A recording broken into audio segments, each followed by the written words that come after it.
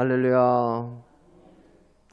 오늘 주님께서 다시 살아나신 날을 기념해서 주님을 찬양하며 하나님께 영광 돌리도록 정한 이 주일 아침에 하늘의 것, 영원한 것이 소중한 줄 알고 이렇게 하나님 앞에 함께 모인 우리 야송의 모든 믿음의 식구들 심령마다에 하나님 아버지의 영원한 은혜가 늘 함께 하시기를 주님의 이름으로 축원합니다. 요즘은 아기들 보기가 참 쉽지가 않습니다. 다른 분들은 어떠신지 모르겠습니다만은 이 코로나의 영향인지 아니면 제가 생활하는 이 생활 영역, 생활 반경이 아기를 보기가 힘든 곳이라서 그런지는 몰라도 이 거리에서도 그 어디에서도 어린 아기를 보기가 참으로 어려운 것이 요즘입니다. 제가 그렇게 귀한 아기를 지난 추석에 본가에 갔다가 만나고 왔습니다. 몇 해 전에 결혼한 이 조카가 이제 갓 돌이 막 지난 아기를 안고 할머니 되기라고 와서 만났습니다. 온 가족이 전부 둘러앉아서 그 아기가 하는 것만 보고 있는데 아기가 있다는 그 하나만으로도 온 가족의 웃음과 이야기가 끊이지를 않습니다. 손주뻘이 되는 아기가 귀여워서 용돈이라고 지폐를 이렇게 한 장 줬더니 어디서 배웠는지 그 고사리 같은 손을 이렇게 반쯤 포개해 가지고 이렇게 받습니다. 용돈을 받고서는 기분이 좋은지 저를 보면서 한번 미소를 씩 하고 날리더니 이 고개를 끄덕끄덕 하고는 감사 표시라고 끄덕끄덕 하고는 옆으로 갑니다. 그 아빠 옆에 가서는 아빠에게 돈을 던지듯이 주고는 다른 이 장난감에 정신이 팔려서 이 돈은 거들떠 보지도 않습니다. 이제 갓 돌이 지난 이 아기이니까 그렇지 몇 년이 더 지나면 그 돈을 자기 호주머니에 꼭 집어넣고는 누구도 주지 않을 것을 알기에 그 모습을 보면서 그냥 웃음이 났습니다. 지금은 이 작은 장난감보다도 못하게 여겨지는 이 지폐가 나중에는 지금 자기가 가지고 노는 장난감 몇 개를 살 수 있는 것이라는 걸 알면 어떨까 하는 생각을 해봅니다.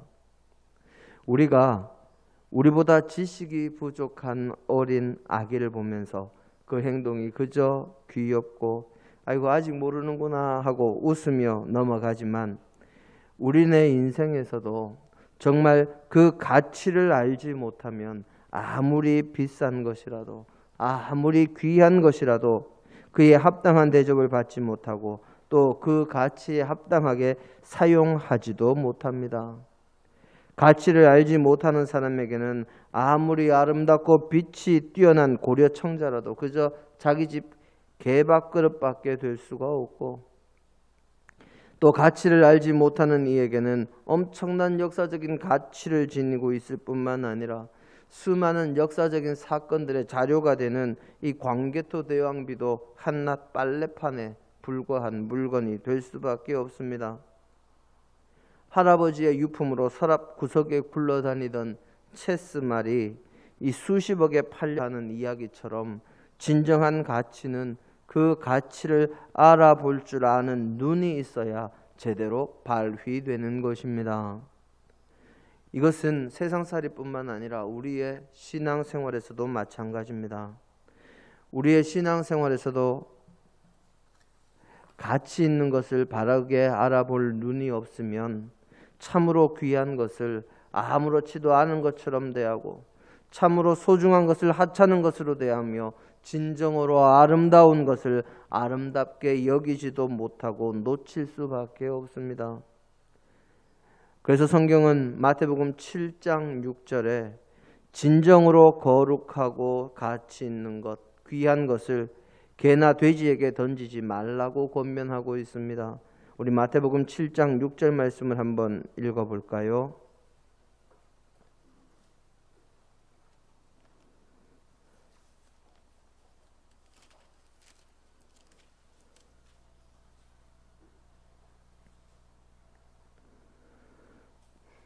함께 한 목소리로 봉독하십니다.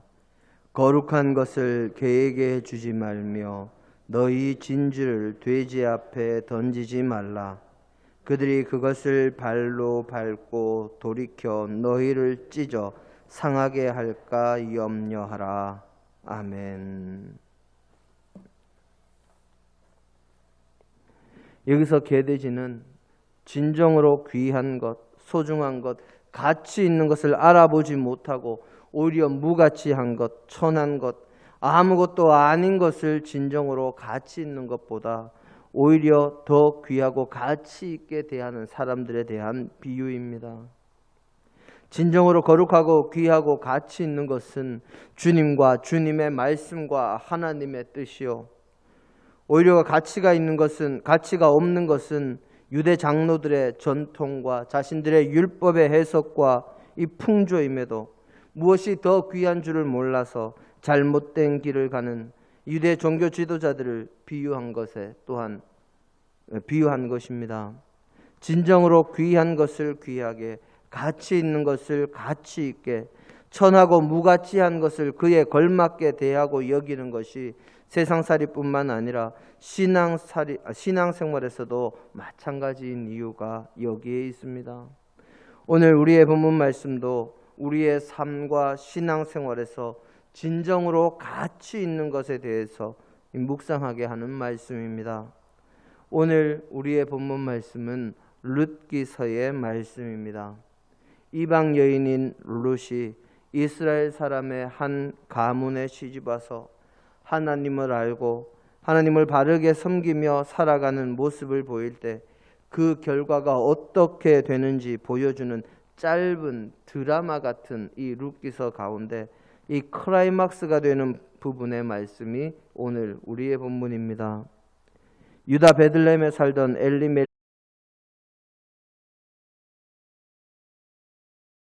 엘리멜렉이라는 사람이 자신이 살던 그곳에서 흉년이 들어 기근을 피해서 자신의 아내와 두 아들을 데리고 모압 지방으로 건너갑니다. 세월이 흘러 엘리멜렉은 그곳에서 죽고 남겨진 아들들을 위해서 그곳에서 며느리를 들였는데 이름이 오르바와 롯입니다. 약 10년의 시간이 지나고 아들들마저 그 이방 땅에서 다 죽고 어머니와 이 며느리 둘만 남게 됐습니다. 어머니인 나오미가 자신의 고향에 곡식이 풍족해졌다 하는 소식을 듣고 다시 돌아가려고 며느리인 오르바와 룻을 불러드립니다. 둘 다 가지 않겠다 하다가 큰 며느리는 결국 자신의 백성들에게 돌아가고, 둘째 며느리인 룻은 어머니의 하나님이 나의 하나님이요, 어머니의 백성이 나의 백성이요, 어머니께서 죽으시는 곳에 나도 죽어 묻히기를 원합니다. 만약 내가 죽는 것을 제외하고 어머니를 떠나면 하나님께서 내게 벌을 내리시기를 원합니다 하며 어머니와 함께할 굳은 결심을 보입니다. 결국 함께 베들레헴으로 돌아왔는데 당장 먹을 것이며 생활의 근거가 되는 것이 아무것도 없습니다. 며느리인 룻이 혼자 나가서 이삭을 주어 시어머니를 봉양하다가 죽은 남편의 친족인 보아스를 만나게 되죠. 시어머니의 말씀에 따라서 순종하며 보아스에게 의탁했더니 보아스가 룻과 나오미에 대해서 어떻게 할 것인지를 작정하고 그것을 이제 행동으로 옮기기 시작하는 대목이 바로 오늘 우리의 본문입니다. 오늘 우리의 본문은 하나님께서 이스라엘 백성에게 주신 기업의 개념과 꼬엘 제도에 대해서 알지 못하면 이해가 되지 않는 구절입니다. 하나님께서는 이스라엘 백성들에게 가나안 복지를 정복하게 하시고 그 땅을 이스라엘 백성들의 지파와 가문을 따라서 기업으로 나누어 주셨습니다. 그리고는 땅을 경작하도록 허락하시되 그 땅의 주인은 하나님이시요 땅의 경작에 대한 권한만 서로 사고 팔 수 있도록 그렇게 허락해 주셨습니다. 그래서 매 50년이 되는 해마다 그 경작권은 원래의 땅 주인이던 가문에게 돌아가도록 그렇게 법을 정하시고 그 해를 하나님의 은혜의 해, 기쁨과 감격의 해, 모든 죄가 사해지는 해 희년이라고 이름을 명하셨지요. 그 희년에는 대제사장의 사면의 선언이 선포되면 팔았던 땅도 다시 원주인에게로 돌아가고 종으로 팔렸던 사람도 다시 자신의 신분을 회복하는 역사가 이루어져야 한다고 하나님께서 이스라엘 백성들에게 율법으로 주셨습니다. 그리고 땅은 원주인이 하나님이시니 경작권을 가진 사람이 그것을 팔 때 희년까지 남은 횟수를 계산해서 사고 팔 것이요, 희년이 되면 다시 돌려받게 되고, 만약 희년이 되기 전에 땅을 다시 돌려받고 싶으면 희년까지 남은 해를 계산해서 그 값을 치르고 돌려받을 수 있었고, 자신의 힘이 부족하면 친족의 힘을 빌려서 값을 치를 수도 있었습니다. 그렇게 남을 도와서 땅을 회복하게 하는 사람을 꼬엘이라고 했고, 가장 가까운 친족이 그 의무를, 그 사명을 감당하는 것이 유대의 율법이자 전통이었습니다. 땅뿐만이 아니라 복수에 있어서도 그랬습니다. 만약 누군가가 아무런 잘못 없이 억울하게 죽임을 당하면 그 복수를 가족이나 가장 가까운 친족이 대신해서 복수를 하고, 만약 실수로 남을 해치거나 죽였다면 이 복수자 꼬엘이 오기 전에 도피성으로 도망하면 그를 해칠 수 없다 하는 것이 유대의 율법이었습니다. 거기에 더해서 누가 자녀 없이 죽으면 그 사람을 대신하여 그의 아내와 동침해서 자녀를 낳고 그 자녀 없이 죽은 사람의 후손으로 세우고, 혹 죽은 사람으로 말미암아서 혼자 남은 여인이 생활고로 남편의 재산을 다른 사람에게 팔았다면 그의 재산을 되찾아서 죽은 이의 후손으로 세워진 아이에게 되돌려주는 일까지 하는 것이 꼬엘이었습니다. 이 꼬엘의 사명은 언제나 가장 가까운 친족이 1순위로 감당하는 것이 마땅하게 여겨졌고, 상황이 여의치 않아서 그가 감당할 수 없으면 자신의 신을 벗어서 감당할 수 없음을 인정하는데, 이 유대의 관습과 고대 근동의 풍습에서는 자신의 능력이 부족함을 자인하면서 타인에게 신을 벗기운다는 것을 상당한 불명예로 여겼습니다. 뿐만 아니라 유대인들에게 이 꼬엘의 사명, 꼬엘의 의무가 이스라엘 공동체를 이어나가는 데 있어서 참으로 귀한 의무요 신성한 의무이기에 이 사명을 감당하지 않는 사람을 불명예의 상징으로 신벗기운 자라 불리운다고 신명기서 25장 10절은 기록하고 있습니다. 오늘 우리의 본문은 보아스가 엘리멜렉 가문의 꼬엘의 사명을 감당할 최우선 순위의 사람을 성문에서 공개적으로 공식적으로 만나는 모습을 기록하고 있습니다. 당시 이스라엘에서는, 그리고 고대 근동에서는 성문 위에서 만나는 것은, 그곳은 공식적인 자리요, 또 재판과 관련된 자리요, 누구도 거기에서 결정된 것은 함부로 바꿀 수 없는 것이기에 이 보아스가 성문 위에서 마치 재판처럼 법관들 앞에서 하는 것처럼 그렇게 그 일을 진행하고 있음을 우리가 짐작할 수 있습니다. 보아스가 그 사람을 불러서 이르기를 아무개여 이리로 와서 앉으라 하고, 성읍의 장로들을 10사람을 청해서 또 앉힌 후에 엘리멜렉 가문의 재산에 대한 이야기를 합니다. 당신이 가장 가까운 친족이니 당신이 그 가문의 땅을 사서 꼬엘의 의무를 다하라 했더니 그가 흔쾌히 그 땅을 사서 꼬엘의 의무를 다하겠다고 합니다. 거기에 이어서 그에게 그 땅을 살 뿐만 아니라 그 집의 며느리인 룻에게 들어가서 아들을 낳게 하고 그 아들에게 그 땅을 물려주어야 한다 하고 이야기를 하니까 그의 말이 바뀝니다. 땅을 사는 것은 당장 희년까지의 대금만 치르면 되니 나중에 다시 그 땅을 돌려주게 되는 일이 생긴다 할지라도 아무런 손해가 없을 것이요.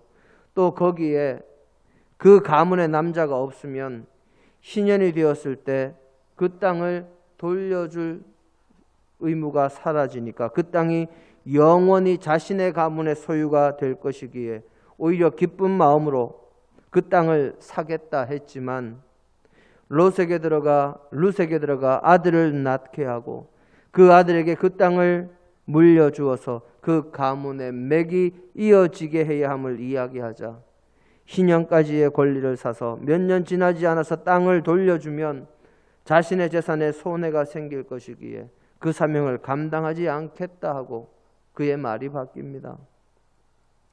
신법기운자라는 불명예를 얻게 되더라도 자신의 재산을 한 푼도 허투루 쓰지 않겠다 하는 모습이지요. 결국 그 꼬헬의 사명을 보아스가 이어받아 그 땅을 사고 루색에 들어가 아들을 낳고 그 아이에게 그 가문의 땅을 물려줌으로 꼬헬의 사명을 감당합니다. 이런 보아스의 모습이 세상의 것만을 생각하는 사람들이 보면 자신의 재산을 낭비하는 모습으로 보일 수도 있겠습니다. 자신의 수고를 헛된 곳에 사용하는 것처럼 보일 수도 있습니다. 그런데 영원한 하나님 나라의 측면에서 보면 보아스는 작은 것으로 참으로 귀한 것을 얻은 사람입니다.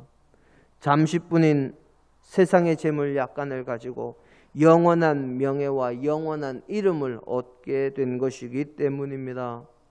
오늘 우리의 본문에 기록된 꼬헬의 사명을 감당할 그 최우선 순위의 사람을 한번 보시기를 바랍니다. 그 사람이 어떻게 기록되어 있습니까? 그 사람의 이름이 무엇입니까? 그 사람이 어떻게 묘사되었습니까? 성경에 그 사람은 보아스가 분명히 그를 부를 때 누구누구여 하고 이름을 불렀을 것이지만 아무개라고 그렇게 적혀 있습니다.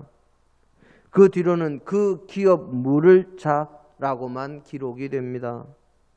기업 물을 자라는 이름이 그에게 사명이 참으로 귀한 의무요 소중한 사명이 주어졌음을 나타내고 있지만 그가 그 사명을 세상의 물질을 탐하는 마음에 거부함으로 그는 성경의 아무개 기업 물을 자 자신의 소중한 사명을 감당하지 않은 자요 물질을 위해 불명예도 불사하는 신법기운 자라는 인물로 그렇게 기록되고 있습니다. 거기에 비해서 자신의 의무가 자신에게 주어진 사명이 아님에도 적극적으로 그 사명을 감당한 보아스에게는 성경에 그 이름이 명예롭게 기록되고 이스라엘 최고의 군주 전무후무한 위대한 왕인 다윗의 증조부가 되는 귀한 역사가 구세주 예수 그리스도의 육신의 조상이 되는 놀라운 은혜가 주어졌습니다. 잠시뿐인 세상의 재물을 귀하게 여기고 그것을 따라 산 것이 아니라 하나님께서 주신 말씀, 하나님의 뜻, 자신에게 주어진 사명을 따라 살았기에 보아스는 자신이 상상도 하지 못할 크고 놀라운 역사와 은혜를 받아 누리는 주인공이 된 것이지요. 룻기에는 엘리멜렉, 말론, 기리온 같은 죽은 사람들의 이름도 기록이 되어 있습니다. 심지어는 이스라엘 백성들이 천대하고 멸시하는 이방 여인, 이 말론의 아내였지만 나중에 자신의 동족에게 돌아간 이 태생 자체가 당시의 도덕적인 기준에서 용납할 수 없는 모압 족속, 그 족속의 여인이었던 오르바의 이름도 기억되어 있는데 기업을 물을 자였던 사람의 이름은 아무개, 그 기업 물을 자, 이것 외에는 아무것도 남아있지를 않습니다. 그가 누구였는지 정확히 알 수는 없지만 물질을 위해 영원한 불명예를 짊어지고 아무것도 아닌 사람인 아무개가 되어버린 것이지요. 하나님의 나라에서 하나님의 생명책에 그 이름이 기록되지 않은 사람은 세상에서 아무리 유명해도 아무리 권세가 있고 힘이 있어도 그 사람은 아무개입니다. 아무것도 아닌 사람이 아무개지요. 하나님 나라의 사명을, 그 책임을 회피한 사람을 하나님은 아무개라고 그렇게 적으심으로 하나님 나라를 위해서 책임을, 사명을 회피하는 자가 되지 말 것을 오늘 우리의 본문을 통해서 하나님은 우리에게 말씀하고 계십니다. 자신이 먹고 자신이 입고 자신을 꾸미며 자신의 이름을 높이며 자신이 세상에서 살아가는 데는 자신이 할 수 있는 온갖 노력을 기울이면서도 아까운 줄 모르고 자신의 물질을 사용하면서 하나님 나라의 일을 위해서는 자신의 힘과 노력도 내놓을 줄 모르고 자신의 시간도 자신의 물질도 하나님의 나라를 위해서 사용할 줄 모르는 사람, 그는 세상에서 어떤 영광과 성공을 거둔다 할지라도 하나님 나라에서는 영원히 아무개, 아무것도 아닌 사람일 뿐입니다. 자신의 이름을 내는 곳에는 많은 물질도 서슴지 않고 내놓지만 하나님의 나라를 위한 선교와 예배와 구제를 위해서는 아무것도 하지 않거나 적은 것도 아까워한다면 그는 하나님 나라에서 아무개일 수밖에 없습니다. 사도 바울이 왜 그렇게 유명한 인물이 되었습니까? 주님이 어떻게 구세주가 되셨습니까? 세상의 것을 위해서 헌신한 것이 아니라 영원한 가치를 위해서 헌신하며 목숨까지도 내어놓으셨기 때문입니다. 사랑하는 성도 여러분, 여러분이 귀하게 여기는 것은 무엇입니까? 진정으로 귀한 것을 위해서 우리의 시간과 노력과 지혜와 힘과 물질을 사용할 때 우리는 주님 나라의 백성으로 귀하게 대접받는 자가 될 것이요, 아무것도 아닌 세상 것을 위해서 우리의 것을 바친다면 우리는 잠시뿐인 세상에서는 이름을 날릴 수 있을지는 몰라도 영원한 하나님 나라에서는 영원히 아무것도 아닌 아무개, 그가 될 수밖에 없습니다. 성경은 많은 사람을 옳은 대로 인도하는 자는 하늘의 별과 같이 영원히 빛나리라고 다니엘서 12장 3절에 기록하고 있습니다. 바른 길을 가며 진정으로 귀한 것을 귀하게 여기며 자신의 사명을 다할 때 진정 명예로운 이름을 얻는 스타가 되는 것이요, 영원한 나라의 영원한 스타가 되는 것입니다. 우리의 삶에, 우리의 신앙생활에 진정으로 가치 있는 것이 무엇인지를 바르게 알고 그 가치 있는 것을 위해 헌신하는 믿음의 백성이 되어서 주님 나라의 생명책에 이름이 기록되고 하나님 나라의 스타가 되는 믿음의 백성이 되시기를 주님의 이름으로 간절히 축원합니다. 함께 기도하십니다.